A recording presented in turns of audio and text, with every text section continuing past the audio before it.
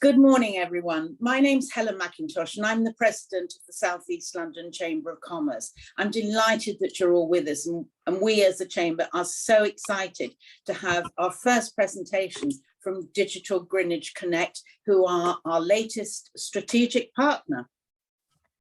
Now, this is the first, to let everyone know, this webinar is being recorded, and it's the first of three. Just print in your heads that, or actually put in your diary, Wednesday the 9th of August and Wednesday the 30th of August, between same time, 10 to 11. Please book yourselves in for sessions 2 and 3, and everything will be up on the up on our website. So, for further ado, one thing I am going to say, though, so I forgot this, I am going to say that questions, if anyone has questions, will you ask them at the end? And we, as a chamber, we really favour the little yellow hand, because we don't use chat. So if you'd like to ask a question, put your yellow hand up at the end. Our presenters today are Justin Robinson and Catherine McNamara. Catherine is going to be queen of the slides and telling us how we can do for business. So chaps, over to you. Thank you very much indeed, Helen. Good morning, everybody. It's a pleasure to be here. Thanks for the introduction, Helen. It was fantastic. So Justin Robinson. I am the person within ITS, and we'll get to ITS in a moment, but I'm the person within ITS with the relationship with the Royal Borough of Greenwich, with the joint venture, which again we'll go through in a couple of minutes. So it's my job to introduce us all. So I'll be starting, I'll be top and tailing. So I'll be introducing my colleague, Catherine, in a few moments. And we will go through this agenda. So we're currently in the welcome and introduction section. Welcome, everybody. Catherine will take over and do the next 2 bullet points. So what does it mean to be a digital business, i.e., there's a lot of digital businesses around now, and a lot of work is done digitally. And then the meat really is what's happening in 2025, and I'll leave the reveal to Catherine, but I'm sure a lot of you will be aware of what's going to happen in 2025 with regards to communications in this country. I'm then going to pop back up and do a little bit on the joint venture itself, the network that we have built alongside the Royal Borough of Greenwich in the borough, the starting point of that. And then, as Helen said, we'll have a Q&A, and if we can save all of our burning questions until the end and use the yellow hand, that would be fantastic. So that's the agenda. Catherine? Thank you. It's over to you now, isn't it? Make sure the my slide skills are working. So pleased to meet everybody. I'm Catherine McNamara. I work alongside Justin, working within ITS Technology Group, and obviously since our launch in February, Digital Greenwich Connect. And just to reiterate what Helen's outlined, this is the first of 3 webinars that we're going to be holding over the summer, and essentially they're following that overarching theme of what it means to be a digital business. Today we're going to give a little bit of an overview, because digital means different things to different people. So we wanted to just cover some of those topics, but also really focusing on 2025 and some of the conditions and things that are happening in the market that are making that a really focal point in our calendars. Our subsequent webinars are going to be looking a little bit more in detail at some of the technology without getting into technical jargon, because I'm not a technical jargon person, so that's not the route we're going to take you on. But we're going to look at how cloud and cloud computing is now facilitating a lot of business operations. And then our final webinar is going to be looking at the concept of cybersecurity and something that is emerging called zero trust, which is really interesting and really important for businesses to understand, again, as more of us live our business lives online. So what does it mean to be a digital business?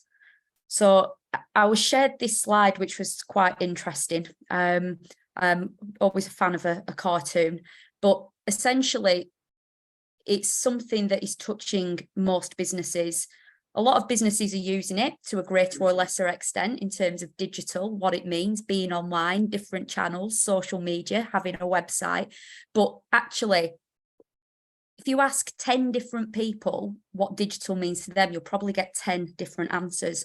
But the fact of the matter is, more and more of our business lives are taking place online. If you're a business and you're VAT registered, you now have to adhere to Making Tax Digital. For however you interact with HMRC, you're probably using something like Xero or another accounting app. Many businesses are now seeing that their main point of contact, their customer interaction, is through online first. If somebody asks you some information, the chances are like 80% of the population, the first thing you do is you go to Google and you type in and you're looking for reviews, you're looking for advocacy, you're looking for information. We are really living online. There are an explosion of mobile social media apps. In the last 2 weeks, we've had Threads, which is something owned by Meta, which is the parent group of Facebook and Instagram, but it aligns a little bit more with Twitter. And businesses are currently feeling their way around it. How is this going to work? How is this going to be different to some of the other applications that we use? How can we integrate this? And is this how we should be talking to our customers?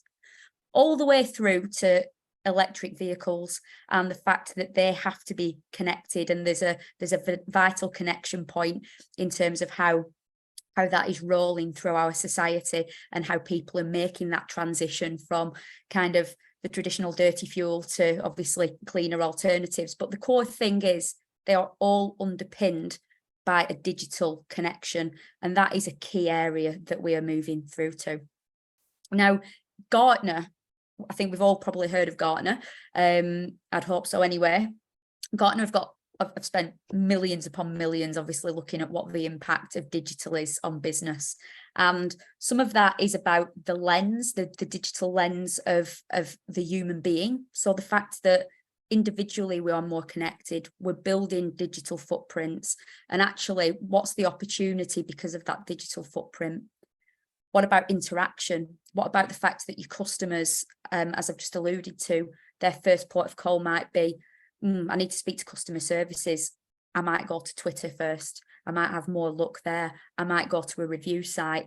There's a very, very interesting dynamic in terms of the point where you meet your customer and how you align to their kind of circadian rhythms and how they operate and want to speak and the timescales that they work around, rather than that typical 9 till 5. So actually there's an element there about how we flex and how we're agile to it. And then there's an operational lens to it. So you've got access to this. What does it unlock from within your business? How does it give you a platform to look at different operating models, and how can you evolve further? And that's the same whether perhaps you're a one-man band that's reliant or has traditionally been reliant maybe on phone. You're maybe introducing a website into your mix. Perhaps you're considering having a booking element or an app. These things link together, and I'm happy to share these slides and any links to kind of third-party reports, but collectively we're moving to an online world, and we're seeing that also in our towns and cities. So one of the big buzz phrases at the moment is 5G. Some people have got 5G enabled handsets. Others, it's something we've maybe heard some of the pseudoscience about, and we've seen masts being burnt down. But actually, smart cities, smart towns, it's about, again, this theory of connection. So our buildings and the Internet of Things, so connecting from personal devices to buildings and relaying that data back.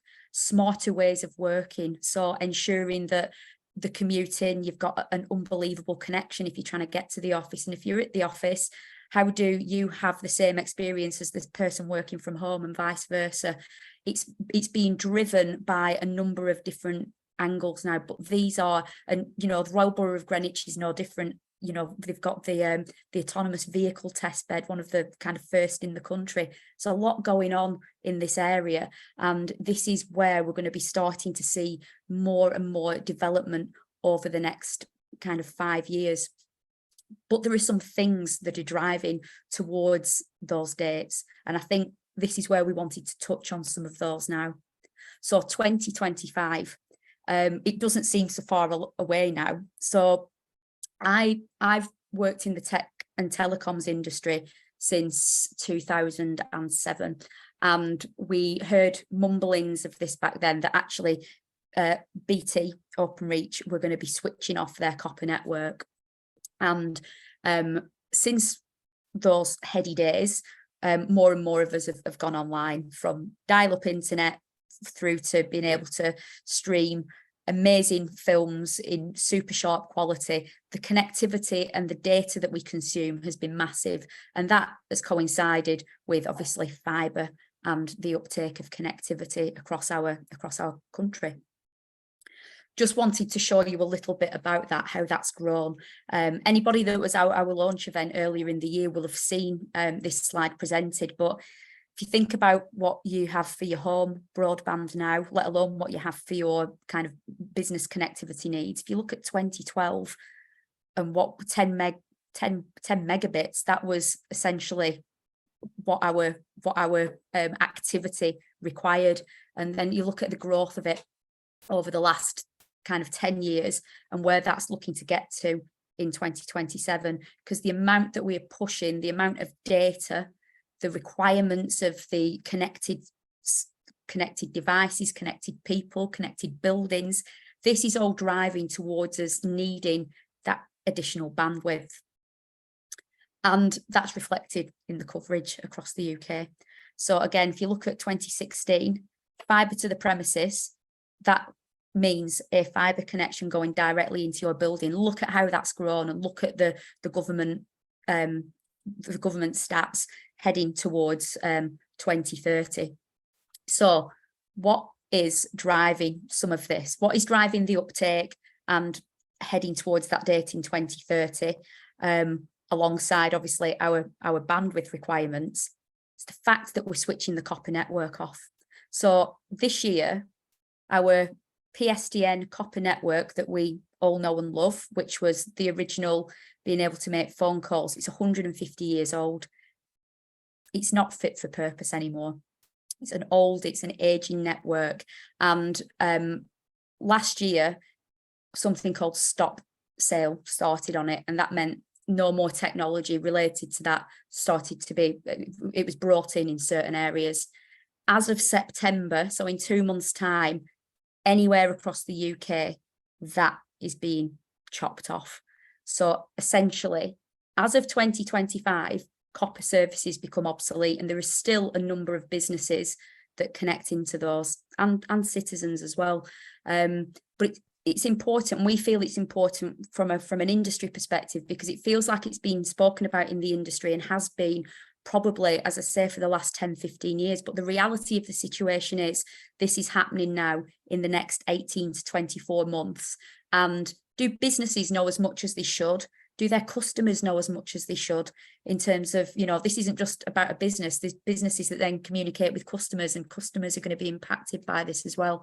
So what we wanted to do was really bring some of this into focus, give some highlights as to, areas that will be impacted, how you can work with those. And then I'm going to hand back to Justin in a couple of slides time, and he's going to give a really good insight into some of the work we're doing, particularly in Greenwich with Digital Greenwich Connect, and how that really will underpin some of the future focused ways of doing business and utilising fibre. So nobody panic, the first thing is to say, but as of 2025, everything will change. So currently, alarm systems, ATM, franking machines, fax machines, printers, dial-up card machines, video conferencing, live streaming, file downloading. If in any way, shape or form, your business accesses the internet using PSTN, which plugs into a technology called ISDN, which you may be aware of, you're going to be impacted. And it's a really, really something that needs to be taken on board to prepare, to ensure that, your business doesn't suffer as a result of it. And this time now, we're just under 18 months away, but it's an important milestone. This slide really just shows, and I hope everyone can see that okay, and the little the arrows that are showing the speed. this is a depiction of speed going into your building. So you can see if it's straight from the exchange on full fibre, it's quick.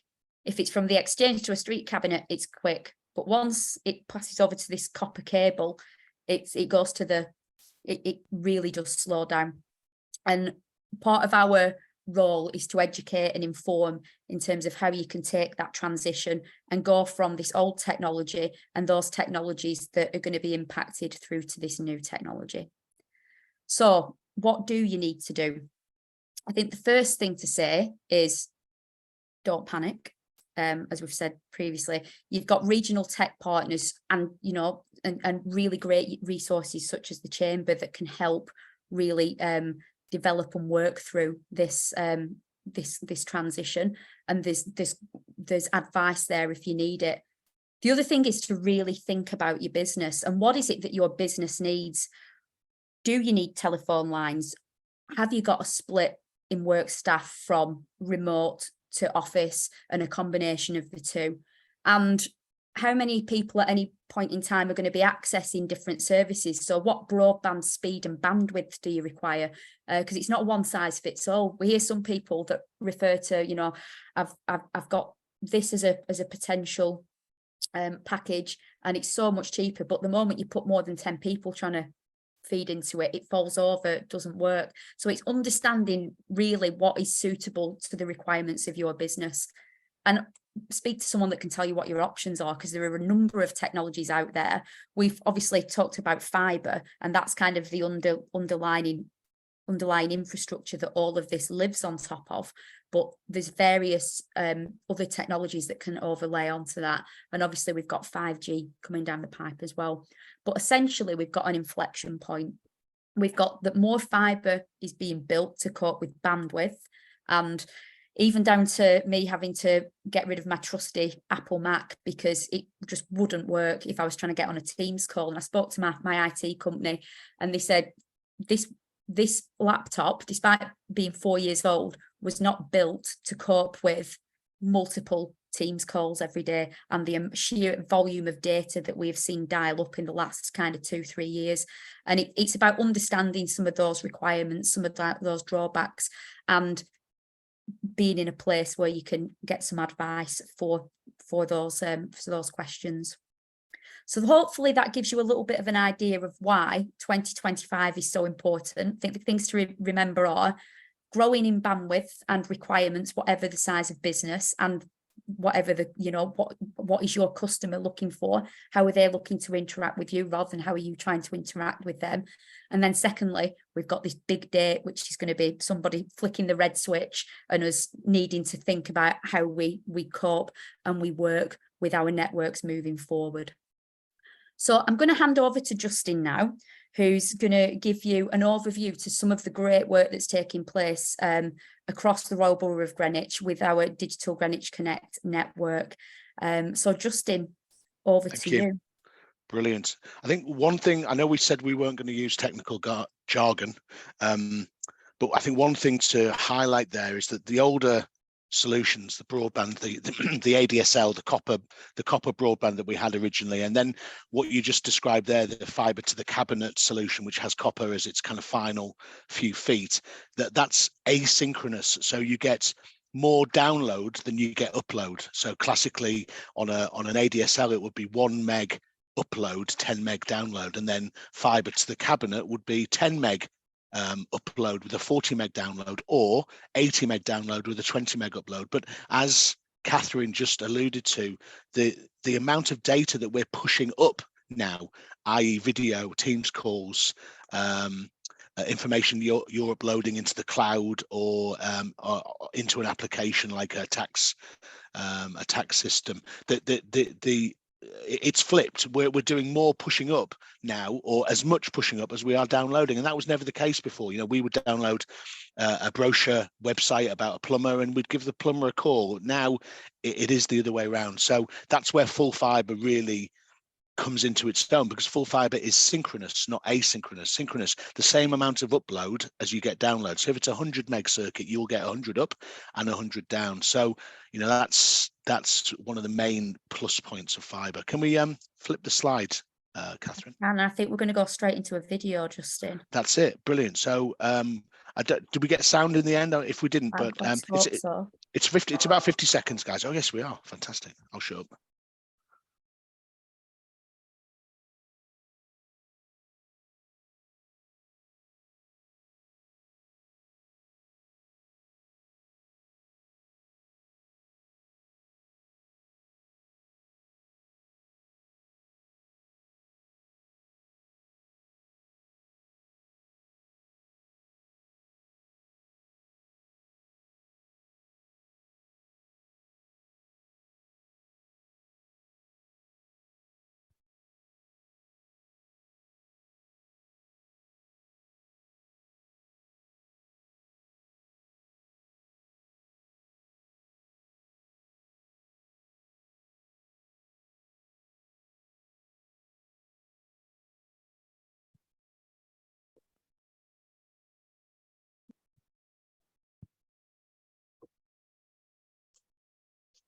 Sorry, it was so good. I nearly played it again. I think that succinctly describes what we're doing, and I'll kind of build upon that now. So a couple of years ago, we sat down with the Royal Borough of Greenwich, having, I think Catherine alluded to it in her presentation. There was an automated vehicle solution, one of the first in the country, built in and around the peninsula, in and around the O2, and we facilitated that. We built a network for that with Greenwich about 4 years ago. So a couple of years ago, we sat down with them on the back of a successful initial project, and said, right, you know, we want to improve the infrastructure in this borough, and so over that time we negotiated, and we basically built a joint venture. So the joint venture, as you can see, is Digital Greenwich Connect, and that's a joint venture between us, ITS. We're an alternative network provider, UK wide, and the Royal Borough of Greenwich, to do exactly what we need to do based on the information Catherine's just provided, i.e. the amount of information we need to exchange now is growing exponentially, and parts of the old solution, copper, is being turned off. So we need alternatives, and we've built a 21 kilometre network in Woolwich. When we sat down with the Royal Borough, we identified Woolwich as a great starting point. It is a starting point. We are looking at extending across the borough, but we needed a starting point. We needed a kicking off point, and Woolwich, in terms of the numbers of people and the numbers of businesses, and unfortunately the scarcity, the paucity of connectivity in that area was such that it was a great place to start. So this is a nice little schematic, a nice little pictorial representation of what we've done. So there are some local spots there, so you can kind of get a feel for where we are. So you've got the Arsenal at the top near the river, the RAR, the Royal Artillery Barracks, if I can put my teeth in, and then Plumstead Common. So I don't know whether you can see you probably can't see my cursor, but just down from the Royal Arsenal would be Powis Street, and across to the right of the Royal Arsenal would be Spray Street and the Exchange, the BT Exchange, and then you've got Tesco's down from there, and you've got the Woolwich Common estate kind of to the right of the barracks. So you get, if you know the area, you'll know where we've built. So that is the 21 kilometre network. Why is it a white line with a big splodgy red line around it? Well, that's how we build our network. So we build a spine, which is the white, and then off the spine we connect businesses, and in this case council owned high-rise blocks. We build to them. So the red line represents how far we will build at no cost to our customers. So we will build up to 250, somewhere between 250 and 400 meters, depending on the types of products that you buy. we will connect you or your clients or your customers for free. Obviously, there's then a monthly cost to the services you'd expect for any kind of connectivity service, but that's what this represents. The white line is the spine, and then the red is how far we would build. I mean, I'm not sure how many people live in a boat at that part of the Thames, but you get the general gist of that. So this is a starting point. As I said, we are currently looking at the next phases, and I'm sure you can imagine that might be the Peninsula, that might be Eltham. You know, we're looking at the areas of the borough where we get our the biggest bang for our buck, basically, where we get the most people and the most businesses, and we can help and improve the connectivity lives of the most numbers of people in the borough. Next slide, please, Catherine. So you can see there from the map, we were chosen. I like to think, I hope we were chosen because of our excellent experience across the United Kingdom. So we've, mostly in England, but we are starting to build up in Scotland. We've had a number of locations in Wales, so we are now truly UK wide, and that kind of map shows you where we have our networks. So right across the United Kingdom. How do we work? Well, we are a wholesaler. We are a Costco, if you will, a Macros, if you will. We don't sell directly to end users, to businesses, or to residents in high-rise council blocks. We have a partnership with 400 plus ISPs, internet service providers across the United Kingdom. So the companies that you as businesses purchase your connectivity from are likely to already work with us. So you can go to your ISP and say, I saw a great presentation from the guys at Digital Greenwich Connect, and I'd like to get on board with their network. Do you have a relationship with ITS and Digital Greenwich Connect? And if so, I'd like to take my connectivity from them, or I'd like to understand the commercial impact of that and whether that makes sense to me commercially. I'm pretty sure it will. I certainly hope it will. We're as the video said, I think you can buy full fiber now for a lot less than perhaps you thought. So yeah, next slide, please, Catherine. So that's it, really. I mean, from me. So I think the important takeaways for me are that we've started, we've built, it's there, it's running. We launched it in February. We are looking to extend it. We work through partners. We work through hundreds and hundreds of UK internet service providers, our partners. You can reach out to them. If they don't, contact us and we'll speak to them and introduce ourselves. We're looking to expand our partner base all the time. Obviously, we are successful when we have our partners on board and more partners. So, and we're a safe pair of hands. You can see from that map in the UK. We have been building these networks now for many years, and we run them very, very successfully. I think it's a Q&A, is it now, Catherine? Is that right? It is, and I think Helen, you're going to moderate this section. Do that. Can we let's see everyone. Lovely. Before we take any questions, I'd just like to let you chaps know I was, if anyone's been to, you're talking about the Charlton Riverside, sort of practically opposite going towards Plumstead. There's LSEC's Greenwich campus, which is now completely flat. And I was lucky enough to go to the groundbreaking, literally, spade went in the ground last Friday lunchtime, unfortunately in the rain, but we managed it. But I had great delight that, so they're building a community college, and there's also, they're nearly 300 homes are being built by L&Q.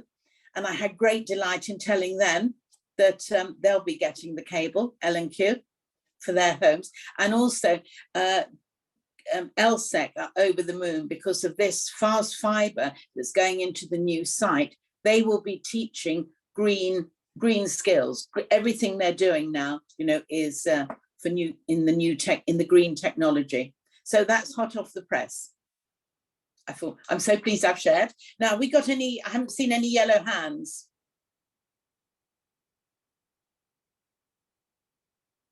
No?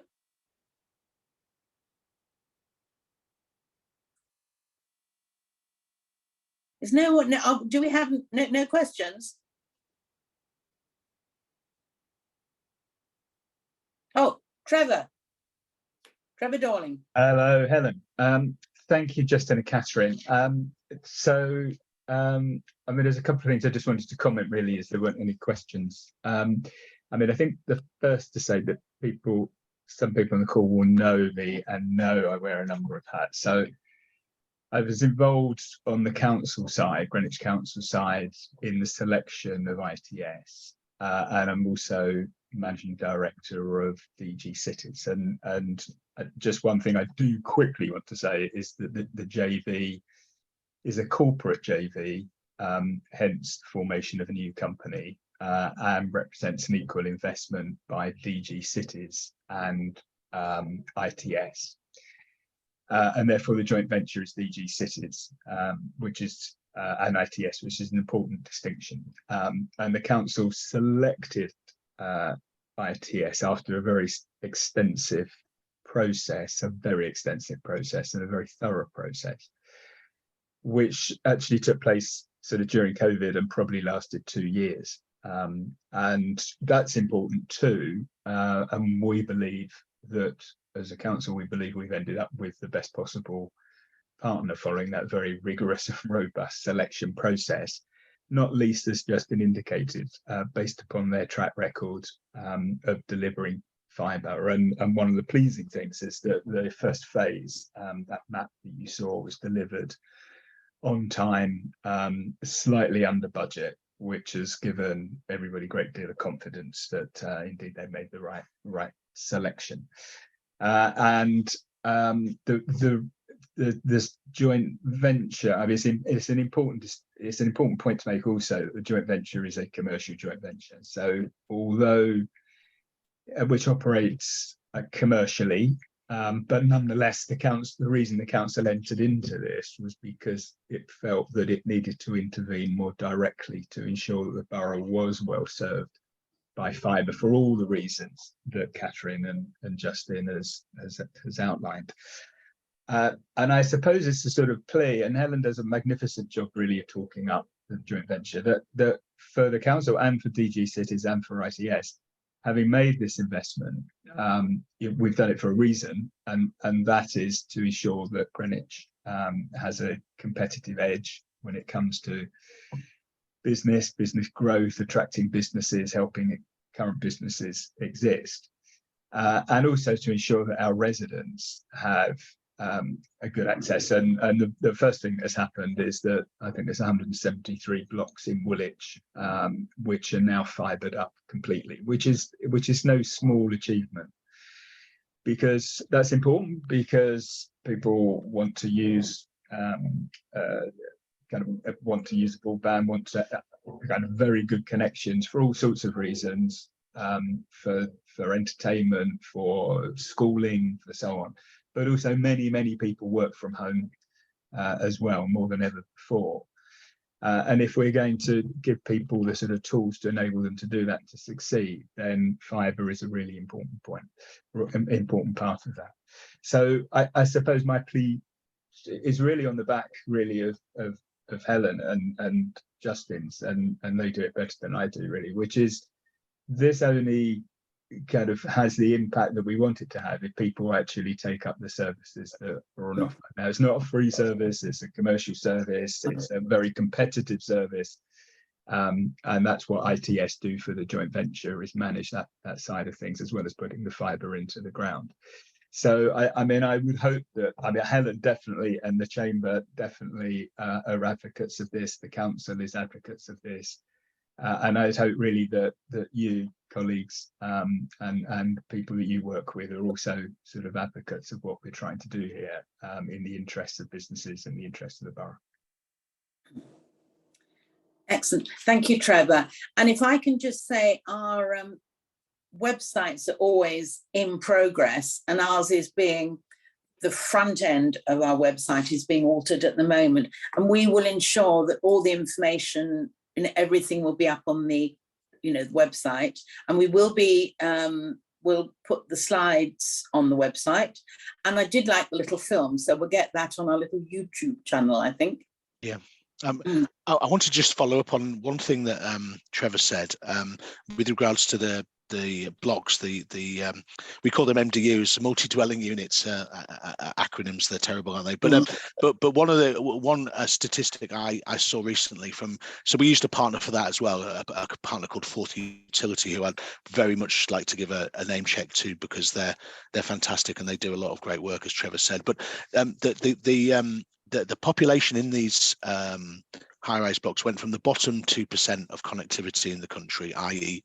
ADSL essentially, to the top 2%, 30, a minimum service of 30 meg up and 30 meg down, which is more than ample to do all the things in terms of a residential user that we've discussed today. And so that was a massive jump, bottom 2% to top 3% in a matter of 6 months. And the take up is really good. It's really positive. People have embraced that. We've done a lot of work with the community centres, etc. So I think that's a fantastic story to propagate, to tell people. Obviously, we're here on a business footing, and the network is equally as good for businesses, if probably if not better. But that's a fantastic story about how the network has immediately improved the lives of people in the borough, which I'm a borough resident, have been for 30 years. I'm very proud of that as well. So, and there will be details to follow, as well as the webinars. We will be having an event later in the year, but we're still finalising that, and it'd be very impressive. Now, can I see any yellow hands? Mark, are you waving at me? And the yellow hand there. There's a yellow hand. I've used the yellow hand. Anyway, okay. Thanks. Great presentation. And right, a question.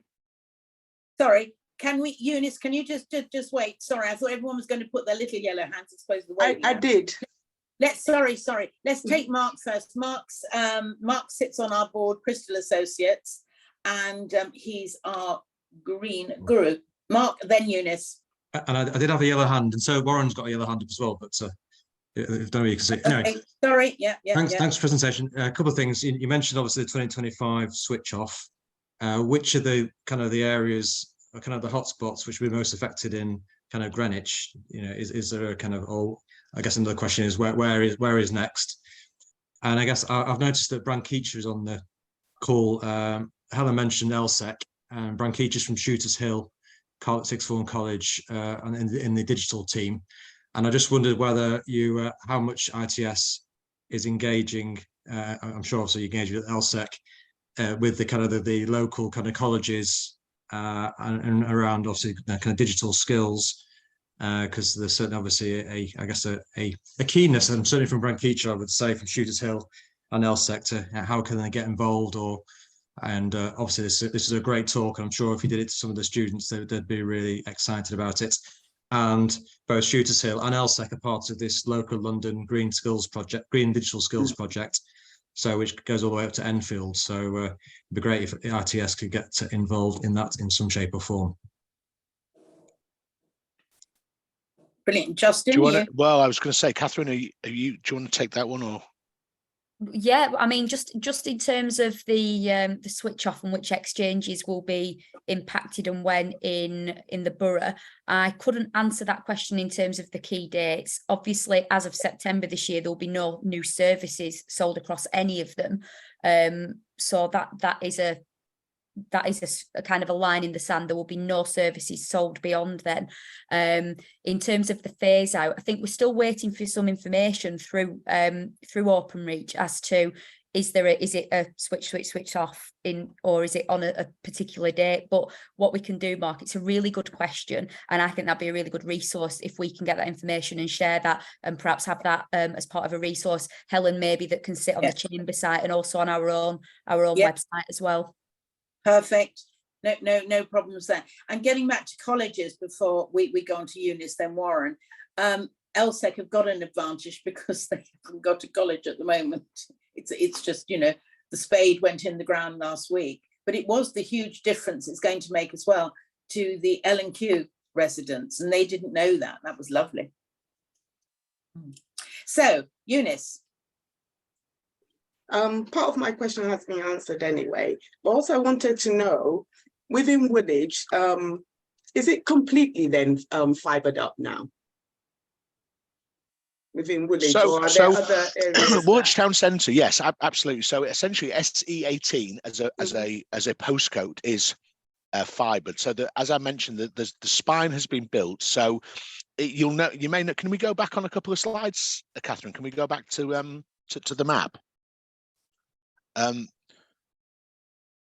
I was going to put up the KMZ actually, but I haven't got that ready. But I think the map will be fine if I'm not pushing the. So it's quite it's quite interesting. But looking at that, Power Street is actually not. The spine does not go down Power Street, but the spine is within that red area, within the kind of the wider area. So we can reach every part of pretty much every part of SE18 now. So yeah, absolutely. So to give you an example, a client, excuse me, sorry. A client will come to us, one of our partners, an internet service provider, and say they've got a customer, let's say Domino's Pizzas, in Woolwich. We'd put the postcode into our checker, and this area is logged into our checker, and it would pop up and say, yes, you're within 250 meters. These are the prices for the different services. And that has actually happened because Domino's, is a customer through a customer. So that's a long-winded way, Eunice, of saying yes.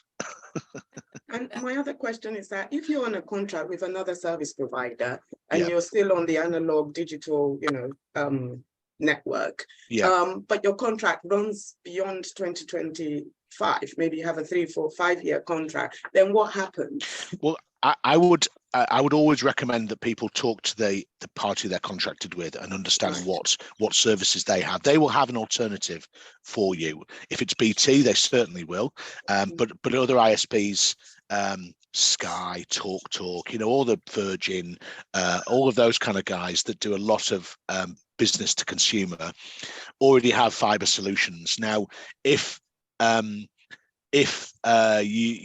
as you say, if your contract is beyond 2025, then they will have a program, or they should have a program in place to ensure that you have a continuation of service. But that really is a question.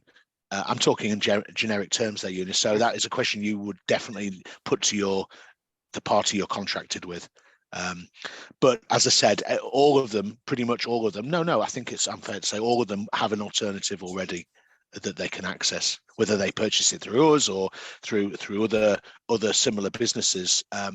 They will have. I suppose there may be some parts of the country that don't yet, some parts of Scotland perhaps, or some parts of Wales, really rural areas, but we don't have to worry about that because we're slap bang in the middle of London.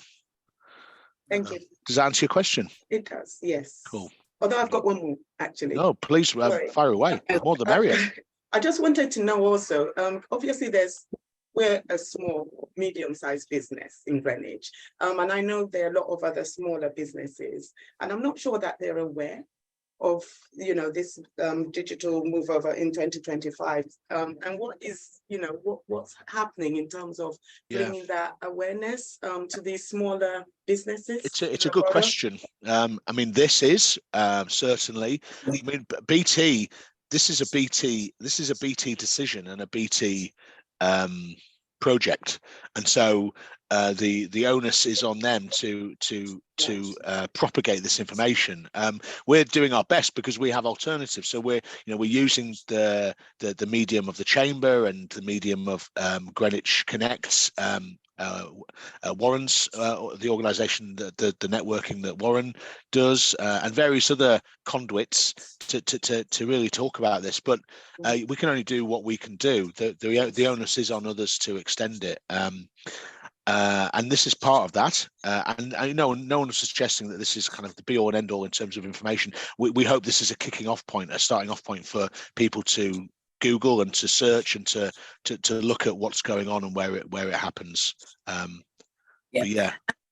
And before we go on to Warren, we are trying our best. And Eunice, if you could spread the word, this would be up on the website. I would have thought, later today, definitely by tomorrow, and then let everyone know about the other two, because these are free webinars, and I have to do the final proof on our glossy business magazine masthead, and there'll be an awful lot in there.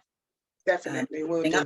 And we are just going to be plugging and keep on plugging. Yeah. I think to 2025. Okay, thank you. Everyone will know the script. I think Warren, this, you've been waiting. oh, sorry, Warren, go ahead. Is he? He's gone to sleep. Sorry, you ready for me? Yes. Oh, okay. Sorry, I thought you were finishing up, Helen. Sorry. I just said. Okay. All right.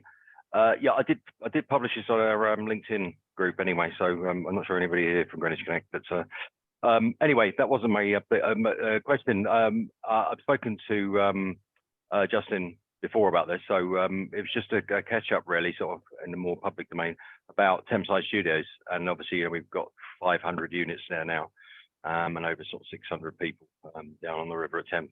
Just here, as you can see, I'm sitting on the river now. You are, I can see.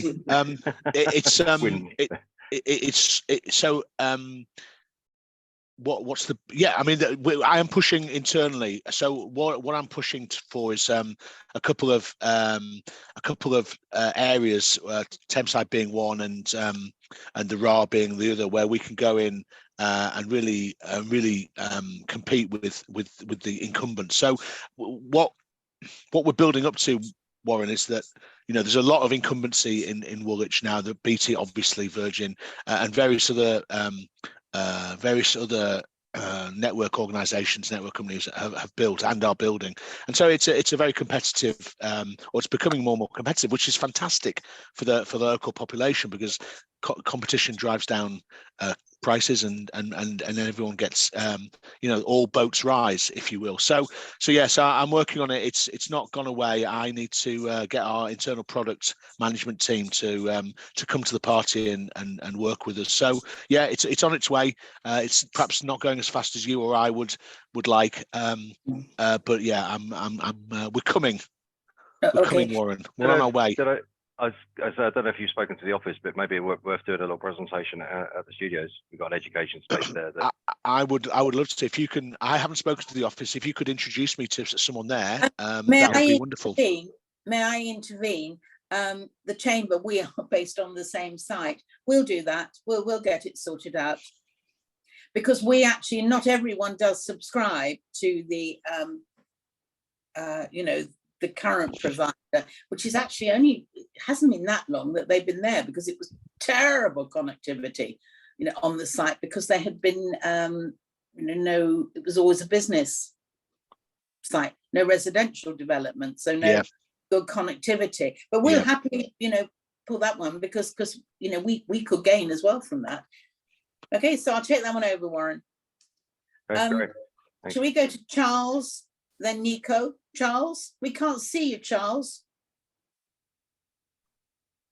Hello there. Hi, good morning. Can you hear me okay, though? Yes, we can. Hello there. I just wanted to address a couple of points that Catherine got stuck on. I'm from GWIS Networks. We're an ISP that runs in the Borough of Greenwich. We work with Openreach and ITS, so I know quite a bit about this, and one of the questions I think from Mark as well was regarding when the switch off is happening. So I just thought I'd chime in and try to give you a little bit more information about that. So the 2025 switch off primarily is the PSTN telephone network. So it's your old copper pair telephone network, your analog telephones, it's all going. Reason for that is all the equipment is very, very old. It's decades old. It's no longer supported. And so BT and Openreach are happy to phase that out. There's no longer support for it. So end of 25, that's all going, all being replaced with digital voice over your broadband service. In terms of what's happening to the copper lines, if they're not being replaced by fiber anytime soon, then they will stay, but they will be broadband only. So if you've got an FTTC or an ADSL and that's the best you can get, you're not going to be just switched off overnight. They will stay for the foreseeable until there's a fiber product replacement to take, but obviously they're still slow and asymmetric, as Justin said, so you've got the limitations of that. In terms of timings for the closure in the borough, if you go slightly further out to Thamesmead and Bexley Heath, actually those areas have already got a stop sell on copper. They came in last year in April for Thamesmead, and Bexley Heath was in August, so you can't buy copper services out there anymore. Woolwich is actually scheduled for a closure in December 28, so the whole exchange will be gone. It's only copper at the moment anyway. It's not a fibre exchange, but that's the timescales for Woolwich. And so we're hoping really that fibre is going to be pretty prevalent by the time we get to 25, 26. But I suggest upgrading as soon as you can, really. But those are the timescales you're looking at. But don't worry, you're not going to be just losing all of your copper services overnight at some point unexpectedly. It's a massive program on a long timescale to get things moved over, and no one's going to leave you without service. But of course, if you want to be forward looking, get a great fibre product, upgrade now, never have to think about it again. Brilliant. Thank you very much, Charles. Nico? Thank you very much, Helen, and everybody for the presentation. It's been very interesting. Just as a point of note, please, for meeting 2 and 3, I'm unilaterally deaf. So if the captions could be turned on for the meeting, it would be appreciated, please, going forward. I'm actually from Capel Manor College. So we work with the Green Skills project, and Mark Jenkins knows really well by now. We are intending on starting a future skills department or school as of September 2023 at our Enfield campus. So my question would be, when will we be connected, you know? Because we are planning a massive capital pouring in to support the start of the future skills area to address the needs of the fourth industrial revolution and beyond. So it would be extremely important for us when we look at improving our infrastructure, because though we are an education institution, first and foremost a charity, we're still a business. We still need to prepare these things like everybody else. When will Enfield, and specifically Bulmore Lane where we are, when will we be able to connect? Thank you. Did you say Enfield? Yes, yes. Enfield. Imdador, I saw Catherine, is Imdador on? Yeah, yes, Justin. Do you want to take that in? Do you want to introduce yourself and take that? Yeah, sure, absolutely. Nice to meet you, Nico. And I work for ITS Technology Group as the Faster Britain ambassador. So you'd be happy to know, Nico, there's actually fibre connectivity in Enfield. And if I'm not mistaken, where you guys are located, Capel Manor is opposite the Tottenham Hotspur training ground. Am I right in thinking this?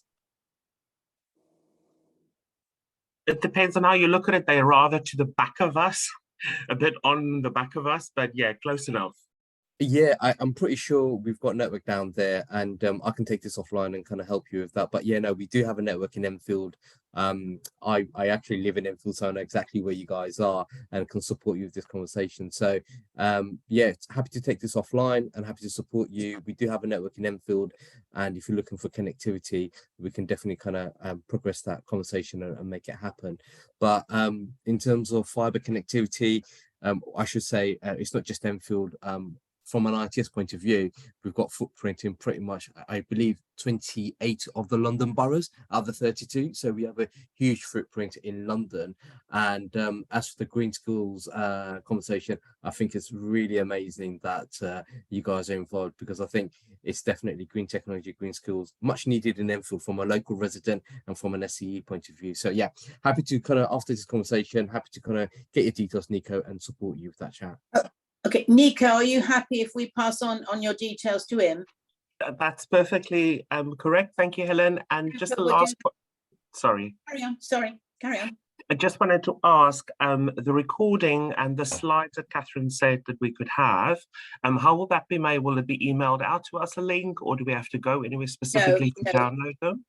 We'll send you a link and then they'll be up on the website, okay? Brilliant, thank you so very much. Okay. My pleasure. Charles, have you got a hand that's just, you know, a legacy hand, or do you have another question? I did indeed, apologies. Oh, right, okay. All gone now. All gone. Oh, we've got Im. Yeah, I just wanted to ask a very layman's question. I think it's great to have so many people on this call, and great presentation, by the way, Catherine and Justin, not being biased, but very informative from somebody who's not from the telco background.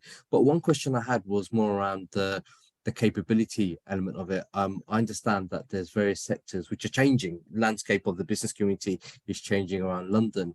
So in terms of, I suppose we touched on it briefly, what does it mean for the average business to have fiber connectivity, and how can they benefit from it when they scale up? This is for probably Catherine and Justin. I'll let Justin go first, seeing as though he talks to more businesses about fibre than I do. What the video touched on a few things. I know it kind of whizzed past pretty quickly. So reliability, so copper or asynchronous broadband isn't as reliable. The SLAs, the service levels you can get from it aren't brilliant. So we provide a business SLA. So that's to understand the problem and start to fix it within 6 hours. We can never promise an actual fixed time because you're never quite certain of what the problem is. But we SLA to have acknowledged and starting to solve, or have solved, but certainly to have started work within 6 hours. And that gives absolute peace of mind, which was definitely in the video. The greater I mean, when I started working in telecoms, there was a modem and it was a 56K upload. That, if there was a picture on the screen, it would take 5 minutes for the picture to create. It's now gigabyte. So, at every single stage, and again, this was on the video, but at every single stage of that, there's an inflection point, as Catherine said. There's a step change, and you start with 10 meg, and then it's 100, and now it's a gig, and it's like the M25. They built the M25, and it was full within a couple of years because it was so popular. It's the same with bandwidth. We always fill it up. So now we're doing Teams calls. Now people are using video to sell their products far more. The requirement for bandwidth is only going one way, and it's only going one way exponentially, and therefore the copper-based services, whether it's pure copper or copper from the street cab, have a limit, and it's about 100 meg, 80 to 100 meg, and so if you want to get on board and run your business digitally, as Catherine said, then you're going to need more and more bandwidth, and fiber is the only way to do that. Then once the plastic and the glass is in the ground, the only limit on the bandwidth are the machines, are the routers, are the devices at either end, and those will upgrade and upgrade and upgrade. So terabytes in the end, but yeah, so reliability, a really good service level, so you have peace of mind, because once you become a digital business, if your network goes down, you're stuffed. So you don't want your network to go down. And then just as bandwidth requirements increase, you've got a solution that will grow with you,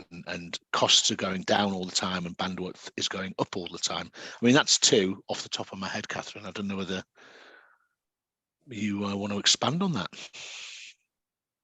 No, I think it's like everything else as well, with obviously the adding fibre, and we'll touch on this in subsequent webinars, but what's the overlay in terms of what can you connect to in terms of cloud-based services? What does that open as an option for your business that you presently may not be able to take advantage of, as an example, and alongside that, making sure that things are secure, and ensuring that your business and your data is secure as well. So there's an interlinkage into other areas and other aspects of business as well that allow you to be compliant with sector, industry, regulatory requirements, and that can all be assisted also by obviously this step change to fibre, and different levels of bandwidth.